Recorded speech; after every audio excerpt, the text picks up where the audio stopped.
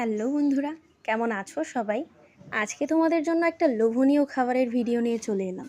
আজকে তোমাদেরকে দেখাবো চালতার আচার। তবে এই আচার বানাতে একেবারেই ঝামেলা কম।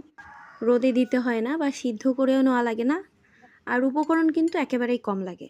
একটু নুন, চিনি, শুকনো লঙ্কার গুঁড়ো, পাঁচফোড়নের গুঁড়ো, সর্ষের তেল, আর চাইলে একটা রসুন দিতে পারো, না দিলেও চলে, ওইটা কোনো ব্যাপার না।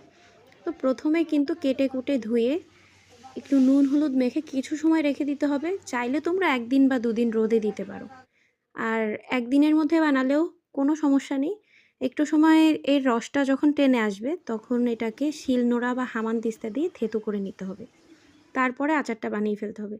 এত কম উপকরণ দিয়ে আর এত কম সময়ে এত সুন্দর একটা আচার হবে তোমরা কেউ ধারণাও করতে পারবে না।